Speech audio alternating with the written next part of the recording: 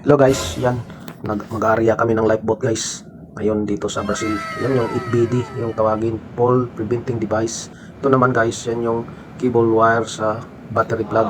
Yan sinasaksak yan dyan. Kailan tanggalin kasi maglalans. Ito yung remote control wire guys. Hilahin mo yan sa ilalim. Ito naman yung bolt pin. Kasi ang style dito sa lifeboat namin, hindi cradle clamp. Bolt pin siya, nasa baba ang position.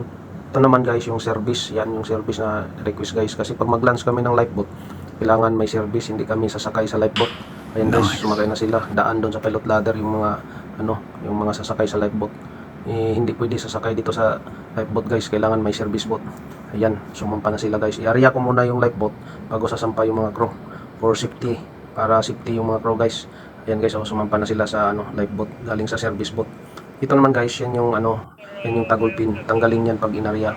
Yung pag-arya hindi ko na pinakita sa inyo, hindi ko na videohan guys kasi ako yung nag-ooperate. Mahirap mag-video, walang taga-video.